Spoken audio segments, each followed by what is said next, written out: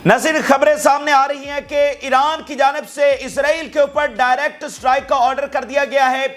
CNN की जानिब से यह कंफर्म किया गया है कि डायरेक्ट स्ट्राइक का ईरान से इसराइल के ऊपर ऑर्डर किया जा चुका है। ईरानी लीडरशिप ने गो अहेड दे दिया है और इस वक्त जब जनाजा पढ़ाया जा रहा था इस्माइल हानिया का, तो दूसरी तरफ जो ईरानी फौज है वो इसराइल के ऊपर हमले की तैयारी कर रही है। और अब ये जो हमला है इसमें एक्सिस ऑफ रेजिस्टेंस के ज्वाइंट अटैक्स भी शामिल होंगे, क्योंकि तमाम जो रेजिस्टेंस फ्रंट्स हैं उनको निशाना बनाया गया है। लेबनान के ऊपर, शाम के ऊपर, इराक के ऊपर, यमन, तमाम के ऊपर अटैक हुआ तो ना सिर्फ ईरान रिस्पॉन्ड करेगा बल्कि तमाम फ्रंट से ज्वाइंट अटैक्स भी किए जाएंगे। तो वो इलाकाई जंग नाज़रीन जो कोई नहीं चाहता था, सब अमन के लिए कोशिश कर रहे थे, लेकिन अब इस इलाकाई जंग को शायद रोकना जो है वो नामुमकिन हो चुका है। और जरा इसराइल की सूरत हाल देखिए, वहां पर फ्लाइट्स जो है वो कैंसिल हो चुकी हैं हंगामी तौर पर। अमेरिका, यूरोप, ऑस्ट्रेलिया, जापान, इधर उधर से तमाम फ्लाइट्स जो है वो इसराइल के लिए कैंसिल कर दी गई हैं और नेतन्याहू और उसके मिनिस्टर्स की सिक्योरिटी बढ़ा दी गई है। नेतन्याहू इस वक्त बंकर में जा चुका है, क्योंकि इजरायली मीडिया रिपोर्ट कर रहा है कि नेतन्याहू और उसके मिनिस्टर जो हैं वो अंडर थ्रेट हैं, वो अटैक उनके ऊपर हो सकता है। तो इसलिए नेतन्याहू जो है वो इस वक्त बंकर में जा चुका है। OIC का हंगामी इजलास बुलाने की इस वक्त बात हो रही है। US बेसिस इस वक्त नजर निशाने के ऊपर हैं। ईरान की जानिब से वाज़ेह पैगाम भेजा गया अमेरिका को कि अगर तुम अब हमारी जंग के दरमियान आए तो फिर ये डायरेक्ट वॉर तुम्हारे साथ होगी, जो कि ईरान बिल्कुल नहीं चाहता। लेकिन अब सूरत हाल ऐसी पैदा हो गई है, ईरान की जानिब से वाज़ेह किया गया है कि तमाम बेसिस जो है, तमाम तुम्हारे एसेट्स वो अंडर अटैक होंगे और हम उसको डिस्ट्रॉय करके रख देंगे। और इसके अलावा शेल्टर्स खोले जा रहे हैं, शहर के शहर अब उन शेल्टर्स के अंदर आबाद हो रहे हैं। तो एक पूरा पैनिक है जो इस वक्त इसराइल के अंदर है। तो ये सारे अहम तरीन हकायक 30 साल नाज़रीन जिस जंग के लिए तैयारी की गई और कोई जी शऊर और सेंसिबल गवर्नमेंट जिस वॉर को नहीं चाहते थे, लेकिन सिर्फ एक इवल ताकत थी जो इस जंग को चाहती थी, अब हम उसके दहाने के ऊपर आ खड़े हुए हैं।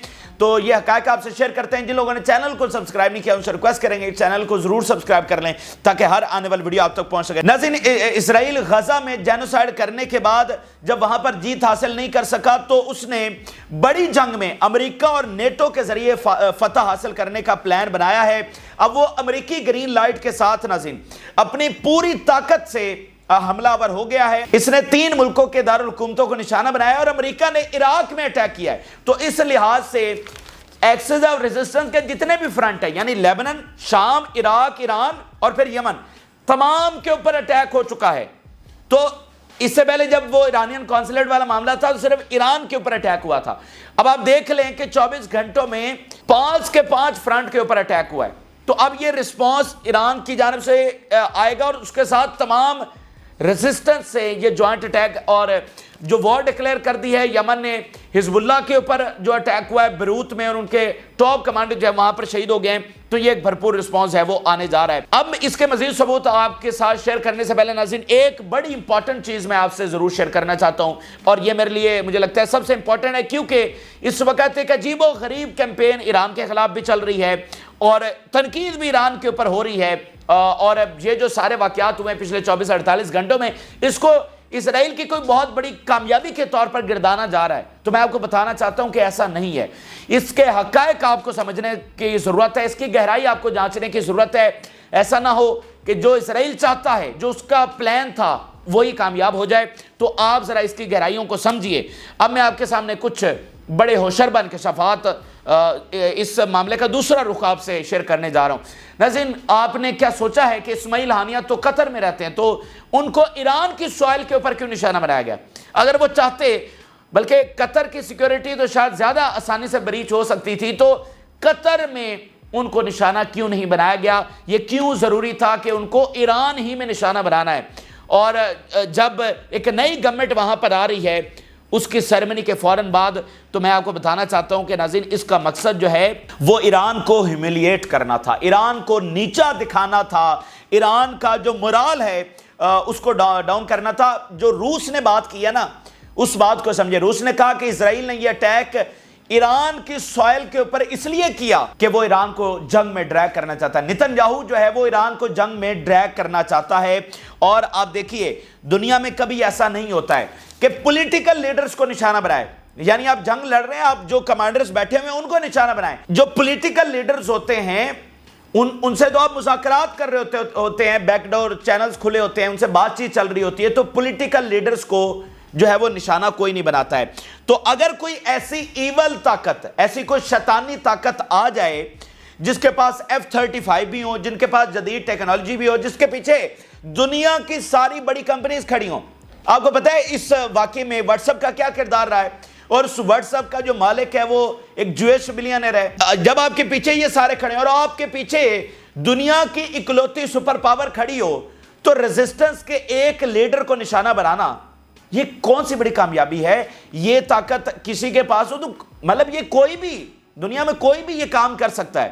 جب آپ کو اتنی بڑی کھلی چھوٹ ملی ہو اور دنیا کے سارے وسائل, ساری ٹیکنالوجی, سارے معاملات آپ کے پاس ہوں, اور ایک ریزسٹنس لیڈر کو نشانہ بنانا, تو یہ کوئی کامیابی یہاں پر نہیں. اور ذرا اندازہ کریے, اور اس کے ثبوت بھی آگے چل کر میں آپ کے سامنے رکھوں گا, ہم ایسے یہ باتیں نہیں کر رہے.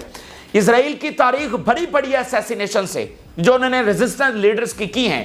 تو مجھے بتائیے, کیا یہ ریزسٹنس ختم ہو گئی؟ کیا حزب اللہ کے کمانڈرز کو اٹیک کرنے کے بعد حزب اللہ کمزور پڑ گئی؟ کیا حماس کے کمانڈرز کو اٹیک کرنے کے بعد کیا حماس کمزور پڑی ہے؟ مطلب ایک پوری تاریخ ہے. تو ریزسٹنس طاقتور ہو کر ابھری ہے, اور ریزسٹنس کبھی ختم نہیں ہوئی ہے. اس کو 100 سال سے زیادہ کا عرصہ ہو چکا ہے, تو ریزسٹنس رکنے والی نہیں ہے. تو اس کا پھر مقصد کیا ہے مجھے بتائیے. اس کا مقصد ہے اسرائیل کی جو دہشت ہے, اسرائیل کی جو بدماشی ہے, اس کا بول بالا کرنا. ہر طرف یہ مطلب پتہ چلے کہ اچھا اسرائیل اتنا بدماش ہے کہ وہ ایران میں گھس کر جناب جو ہے وہ اسماعیل ہانیہ کو شہید کر سکتا ہے صرف اس بدماشی کو. مجھے بتائیے, اتنی بڑی فتح حماس نے حاصل کی غزہ میں, اسرائیلی آرمی نے اپنے منہ سے مانا کہ ہمارے سینکڑوں ٹینکس تباہ ہوئے, سینکڑوں آرمڈ وہیکلز تباہ ہو گئی, ہزاروں فوجی مارے گئے اور زخمی ہوئے. یہ اب اسٹیبلش ہو چکا ہے, ان کے ٹروپ کیریئرز تباہ ہوئے. اسرائیلی آرمی نے اپنے منہ سے کہا کہ ہم حماس کو نہیں ہرا سکتے. تو مجھے بتائیے, کیا اس کے اوپر کوئی وویلا مچا؟ کیا اس کے اوپر دنیا کے میڈیا نے کوئی ڈسکشنز کی, کوئی ٹاک شوز کیے, کوئی اس خبر کو اچھالا یا بتایا دنیا کو کہ اسرائیل کو اتنی بڑی شکست ہوئی ہے؟ بلکہ ان خبروں کو, اسرائیل کی شکست کو دبایا جاتا رہا. ٹھیک ہے, مطلب اس کو جتنا سپریس ہو سکا انہوں نے ڈاؤن پلے کرنے کی کوشش کی. لیکن جب بھی کوئی اسرائیل اٹیک کرتا ہے تو وہ ایک بہت بڑی خبر کیسے بن جاتی ہے, اور وہ بہت بڑی کامیابی کیسے بن جاتی ہے. یعنی اگر کوئی ایسی ایول طاقت ہو جس کو چھوٹ ہو کہ وہ جس ملک میں گزر اس کو آپ نے F-35 دیے ہوں, اور پھر آپ نے مڈل ایسٹ کا کیا حشر کیا ہو, یعنی اس کو طاقتور بنایا ہو اور سامنے والوں کو ایسی جنگیں چھیڑی جہاں پر 10 لاکھ مسلمان لقمہ اجل بنے اور ان کو تباہ برباد کر کے رکھا ہو, اور اسرائیل ان ملکوں میں گھس کر جا کر اٹیک کرے تو اس کو کامیابی گردانا جائے. یہ تو دہشت گردی ہے, یہ کامیابی کہاں سے ہو گئی؟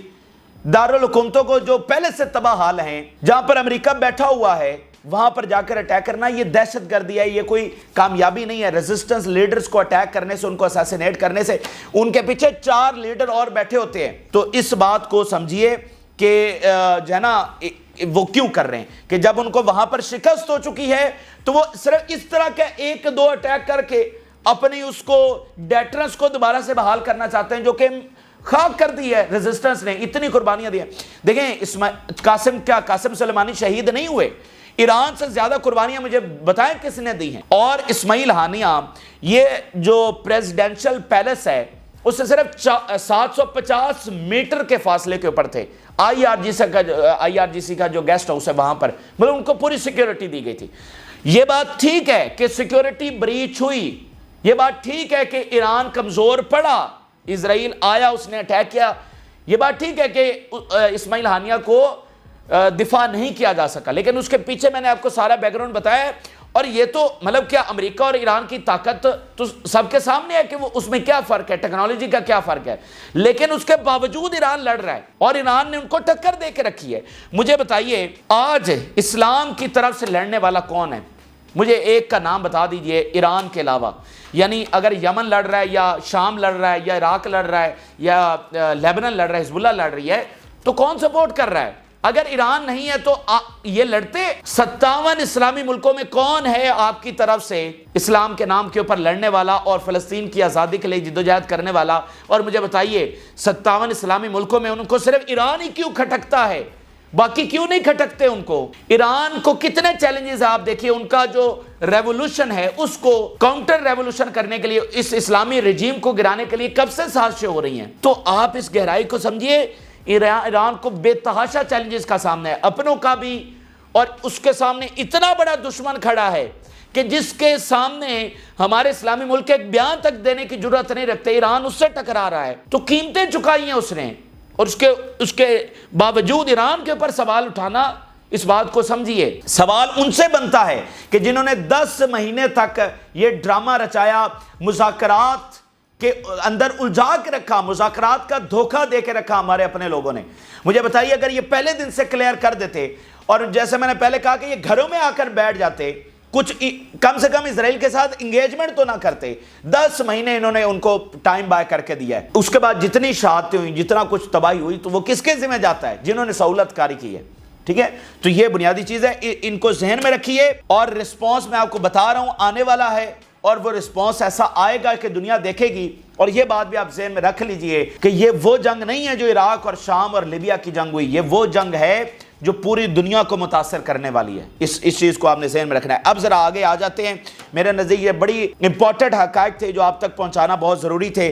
اب ذرا آگے چلتے ہیں، سی این این کی رپورٹ جو سامنے اس وقت آ رہی ہے، اور سی این این نے یہ کنفرم کیا ہے، اب تو پھر باقی میڈیا بھی سارا رپورٹ کر رہا ہے، لیکن سی این این نے کنفرم کیا ہے کہ ایران جو ہے وہ اٹیک کرنے جا رہا ہے۔ امام خامنائی کی جانب سے آرڈر کر دیا گیا ہے کہ ڈائریکٹ اسٹرائک جو ہے وہ اسرائیل کے اوپر کی جائے۔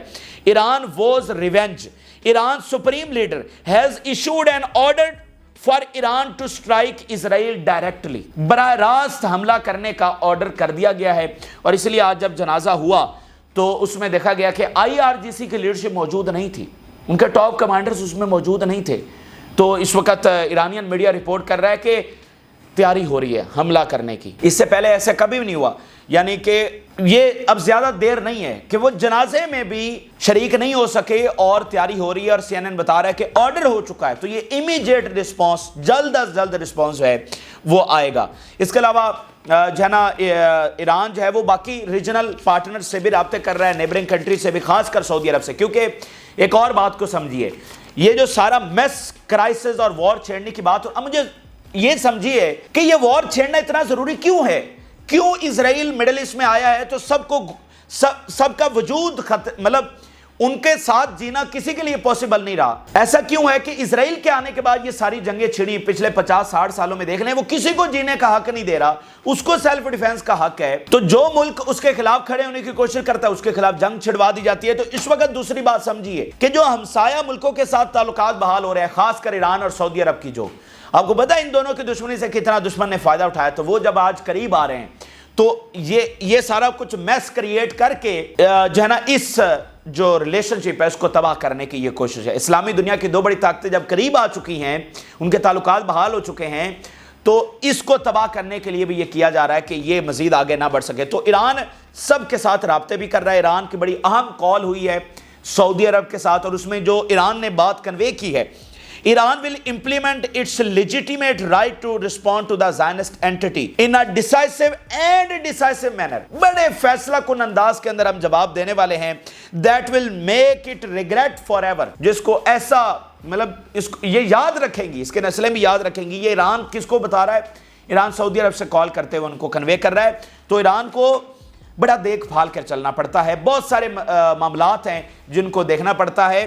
اس کو وہ اسرائیل نہیں ہے، وہ کوئی ایول طاقت نہیں ہے جس کا کام ہی جنگیں چھیڑنا ہو، جس کے پیچھے سپر پاور کھڑی اور اس کو گرین لائٹ دے کر رکھے، اور ہر معاملے میں کہے کہ جو ہے نا اس کو ڈیفینس کا حق ہے، سیلف ڈیفینس کا حق ہے۔ تو ایران کو بہت سارے چیزوں کو دیکھنا پڑتا ہے۔ اب ذرا اس کے علاوہ بیان دیکھیے، the aggression threatens to drag the region into a war whose fire cannot be limited۔ اب یہ ایسی جنگ چھڑنے جا رہی ہے جس کی فائر، جس کی آگ اب لمیٹڈ نہیں ہوگی، اس سے آنے والی تباہی اب لمیٹڈ نہیں ہوگی، یہ ایران کی جانب سے کہا جا رہا ہے۔ اب ذرا یہ بات دیکھیے، ایران نے کہا جو اسماعیل ہانیہ کا سلوگن تھا، جو ان کا مقصد تھا، جو ان کا خواب تھا، جو ان کی جدوجہد تھی، وہ پوری ہو کر رہے گی۔ ذرا یہ لائن سنیے گا، Ismail Haniyeh slogan we will not recognize Israel، کہ یہ اسماعیل ہانیہ کا سلوگن تھا، ہم اسرائیل کو کبھی تسلیم نہیں کریں گے، will remain an everlasting slogan in us، یہ سب سے بڑا سلوگن ہمارے لیے رہے گا۔ and we will pursue Israel until it is uprooted from our land. اور ہم اسرائیل کے پیچھے جائیں گے, اسرائیل کو ختم کرنے کے لیے جائیں گے, اسرائیل سے لڑیں گے جب تک کہ یہ ہماری لینڈ سے اس کا صفایا نہیں ہو جاتا, جب تک کہ یہ قبضہ ختم نہیں ہو جاتا. ہم اسی نعرے کے تحت لڑیں گے اور آگے بڑھیں گے.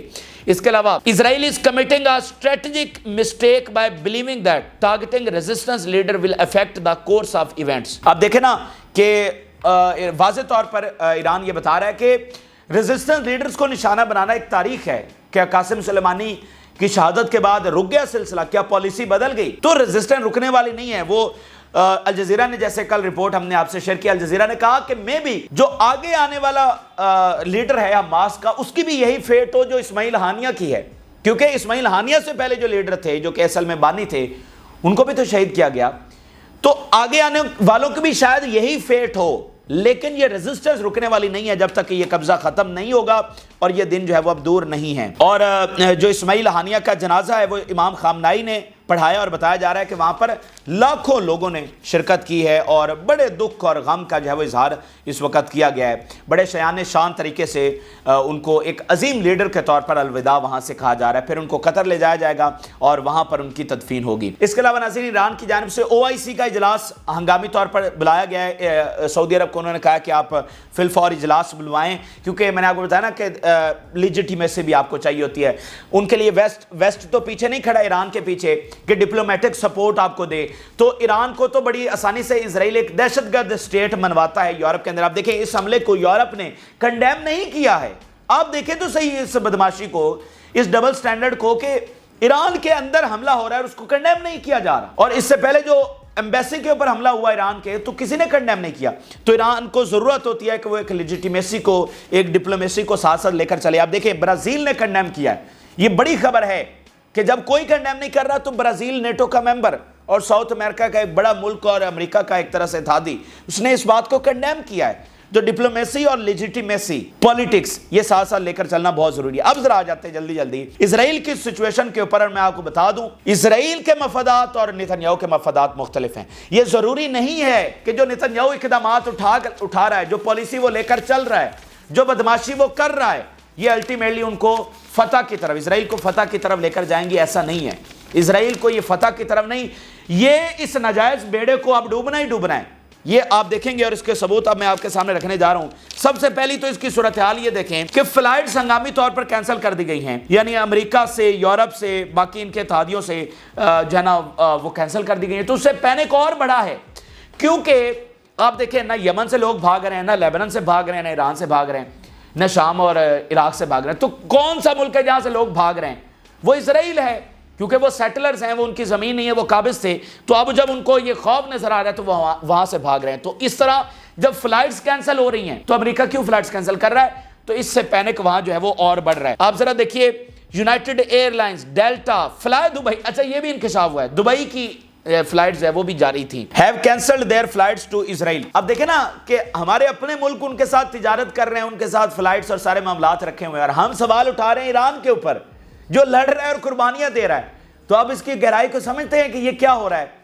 ان چلاکیوں کو اور ان شیطانی جو منصوبے ہیں, یہ جو سازشیں ہیں, یہ جو پروپیگنڈا ہے, اس بات کو سمجھیں کہ ہم ان کے اوپر, ہماری نشاندہی نہیں ہے کہ جو ان کے ساتھ تجارت کر رہے ہیں, اور جو لڑ رہا ہے الٹا سوال بھی اسی کے اوپر ہو رہا ہے. اچھا اس کے علاوہ ناظرین نتنیاہو کے حوالے سے خبر دیکھیے. اسرائیلی میڈیا بتا رہا ہے کہ نتنیاہو اور اس کے منسٹرز کی سیکیورٹی جو ہے وہ بڑھا دی گئی ہے.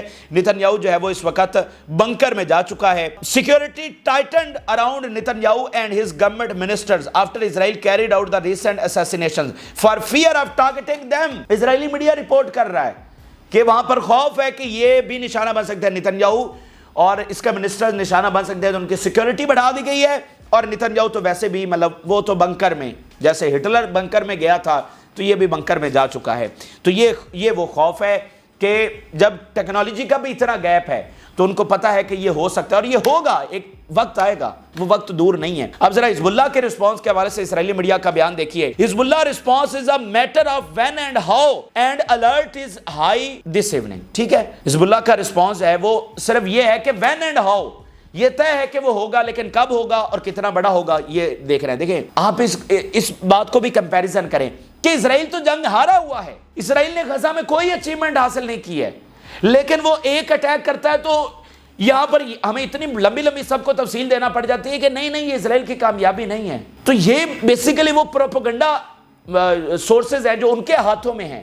وہ اپنے ایک واقعے کو سب سے بڑی کامیابی بتا دیتے ہیں، حالانکہ وہ ہار چکے. عبرتناک شکست غزہ میں ان کو ہوئی ہے. 41 کلومیٹر کے صرف اس ایریا میں اتنا ظلم، اتنی جو ہے نا جبر وہاں پر کیا گیا، اتنے بم گرائے گئے، تو بھی اس کے باوجود کیا فتح ہے؟ حماس نے کتنی بڑی فتح حاصل کی ہے. تو اسرائیل نے ایک اٹیک کر دیا تو اس کو فتح بنا لیا. اس بات کو سمجھیے، کوئی فتح اس کو نہیں ملی ہے، کوئی اچیومنٹ اس کی نہیں ہے، بلکہ یہ اس نے اپنی جو ہے نا اس تابوت میں آخری کیل ٹھونکنے کے مترادف ہوگا یہ سارے واقعات. ابھی میں ان کے فارمر پرائم منسٹر کا بیان آپ کے سامنے رکھتا ہوں، جو کہہ رہا ہے کہ یہ نتنیاہو اسرائیل کو تباہ و برباد کر کے چھوڑے گا. اچھا، اب ناظرین خبر یہ ہے کہ تمام فرنٹ سے اٹیک ہوگا، جیسے میں نے انٹروڈکشن میں بتایا، کیونکہ تمام فرنٹس انڈر اٹیک آئے ہیں پچھلے 24-48 گھنٹوں میں. ابھی تک جو یمن کے اوپر اٹیک ہوا تھا حدیدہ، اس کا جواب نہیں آیا ہے، تو یہ ایک ساتھ اٹیک ہوگا. اسرائیلی میڈیا بتا رہا ہے کہ فورٹیفائڈ پلیسز کے اندر اسرائیلیوں کو بھیجا جا رہا ہے. I call on the Israelis to remain near the fortified areas in the coming period. ٹھیک ہے، مطلب وہ ان کے، یہ بھی ہائفا کے میئر کا بیان ہے. تو ان کے دو جو مین سٹیز ہیں ہائفا اور تل ابیب، اس میں یہ خطرہ ہے. اچھا، یو ایس کے 12 وارشپ بتایا جا رہا ہے کہ وہ اس وقت ڈپلائے ہو چکے ہیں، اور یو ایس کہہ رہا ہے کہ ہم ڈائریکٹ ہوں گے، ہم تو ڈیفینڈ کریں گے اسرائیل کو. اور ایران نے کہا کہ اگر تم آئے درمیان میں تو تم بھی ہمارا نشانہ ہوگے، اور تمام بیسز، تمہارے تمام ایسٹ جو ہیں وہ انڈر اٹیک آئیں گے. اب میں آپ کے سامنے 2 ثبوت رکھنے جا رہا ہوں فارمر اسرائیلی پرائم منسٹر کے، ان کے 2 بیانات. میں نے پیچھے اتنی لمبی تمہید باندھی ہے، اب انہی کی زبانی ذرا یہ بہت بڑے ثبوت دیکھیے. I think we must stop the war. I have said that many times. I think the war is over. کہ ہم غزہ میں جنگ ہار چکے ہیں، ہمیں اب یہ روک دینا چاہیے. وہاں پر جو ہوتا ہے نا کہ آپ ایک جنگ کے لیے جاتے ہیں، اب داخل ہوتے ہیں، آپ کا کوئی مشن ہوتا ہے، آپ اس کو اچیو کرتے ہیں. ہم تو وہ اچیو کر ہی نہیں سکے اور نہ کر سکیں گے. تو اس لیے بہتر یہی ہے کہ اگر ہم نے بچنا ہے، اگر ہم نے سروائیو کرنا ہے، تو جنگ بڑھانے میں ہمارا سروائیول نہیں ہے، جنگ کو روکنے میں ہمارا سروائیول ہے. پھر دیکھیے، نیتنیاہو is obsessed with his speeches about Israel's ability to achieve complete victory that will never be achieved against Hamas. نیتنیاہو جو کہہ رہا ہے کہ کمپلیٹ وکٹری، تو وہ بھول جائے کہ کمپلیٹ وکٹری اس کو نہیں ملنے والی ہے. یہ صرف باتوں کی حد تک، تقریروں کی حد تک اچھا لگتا ہے، حقائق میں ایسا نہیں. مجھے بتائیے، میں آپ کو بڑے وثوق سے اور تمام ثبوتوں کے ساتھ گھنٹوں کی اس کے اوپر باتیں کر سکتا ہوں اور آپ کے سامنے ثبوت رکھ سکتا ہوں. اسرائیل اور امریکہ یہ جنگ نہیں جیت سکتے ہیں. وہ آئیں لیبنان کے اوپر حملہ کریں، وہ آئیں ایران کے اوپر حملہ کریں، وہ آئیں یمن کے اوپر حملہ کریں. یمن کا تو آپ نے محاذ دیکھ ہی لیا ہے. وہ آ جائیں، وہ اپنا شوق پورا کر لیں. اس میں تباہی بہت ہوگی، قربانیاں بہت زیادہ ہیں، اور میں آپ کو بتا رہا ہوں ورلڈ کی اکانومی اس سے تباہ ہوگی، بہت نقصان ہوگا. لیکن امریکہ یہاں سے جیت کر نہیں جا سکتا، اور اسرائیل یہاں سے جیت کر نہیں جا سکتا ہے. آپ دیکھ لیں بشار الاسد کی سب سے بڑی مثال آپ کے سامنے، ہم دور جاتے ہی نہیں ہیں. بشار الاسد آپ کے دروازے کے اوپر بیٹھا ہوا ہے. کیا امریکہ اس کو ایلیمینیٹ کر سکا ہے؟ آج رشیا اور چائنا بہت بڑی ریالٹیز کے ساتھ آپ کے ساتھ کھڑے ہیں. مطلب ماضی میں تو وہ بھی نہیں ہوتے تھے. جو صدام حسین کے ساتھ ہوا وہ ماضی ہے، اس کے فیکٹرز مختلف تھے. آپ صدام حسین یا عراق کو ایران کے ساتھ کمپیئر نہیں کر سکتے کہ اگر امریکہ آیا عراق میں اور وہ جیت گیا اور یہاں پر وہ، تو یہ بھول جائیں. آج کے معاملات بالکل مختلف ہیں، بہت ساری ڈائنامکس دونوں جنگوں کی مختلف ہیں. تو بے شک نیتنیاہو یہ جنگ چھیڑ رہا ہے، لیکن جیسا کل الجزیرہ نے کہا کہ Israel will be the biggest loser of this war. Biggest loser یہ اسرائیل ہوگا، وقت آپ کو بتائے گا. یہ اہم ترین اور تازہ ترین حقائق ہے جو آپ سے شیئر کیے. آپ اپنی رائے ضرور آگاہ کریں. جن لوگوں نے چینل کو سبسکرائب نہیں کیا ان سے ریکویسٹ کریں گے کہ چینل کو ضرور سبسکرائب کر لیں. فی الوقت کے لیے ہمیں اجازت دیجیے. اللہ حافظ.